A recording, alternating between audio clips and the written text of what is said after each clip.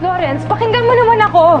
Hindi mo na nga ako kinausap sa buong biyahe. Joyce, I don't wanna hear lies anymore. Hindi ako nagsisinungaling sa'yo. Totoo yung sinasabi ko. Nag-uusap lang kami ni Noel. Joyce, I know what I saw. Huwag mo naman akong gawing tanga, no? Pakinggan mo kasi yung paliwanag ko. Sige, painggan ko. Pero aminin mo muna si Noel yung kausap mo na isang gabi. Yung sinabi mo wala ka na makausap dito. Yung wala ka na kakampi. Si Noel yun, di ba? Si Lawrence, ayun, nandun kampi sa mga magulang niya. Sige, baka ina-istorbo na kita. Bye-bye. Hindi. Lawrence, Nagsisinungaling ka na naman eh. Tinawagan ko si Nay Imelda. Sinabi niya hindi pa kayo nag-uusap ulit. So clear nagsisinungaling ka. Pinagtatakpan mo si Noel. What's happening here?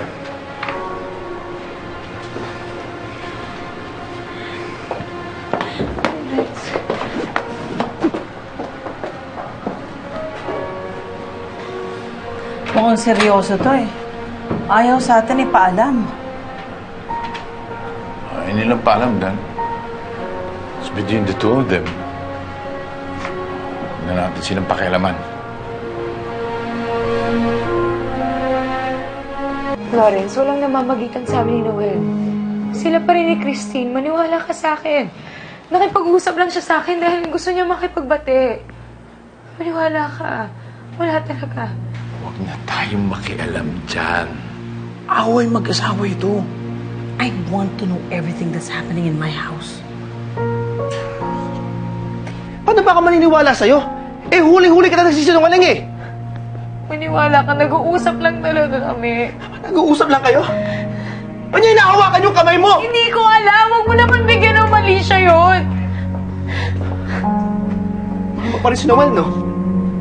Ano? Ikaw na yung mahal ko. Hindi siya mahal. Oh. Are you cheating on my son? Huh? Ma'am! Bakit mo ko gawa yun, ha? Huwag ka na makialam dito!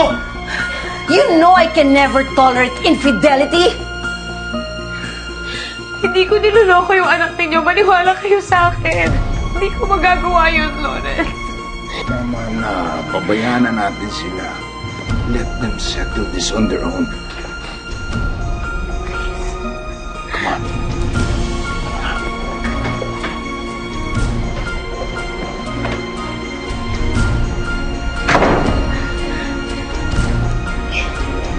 Hindi kita niloloko. Mahal kita.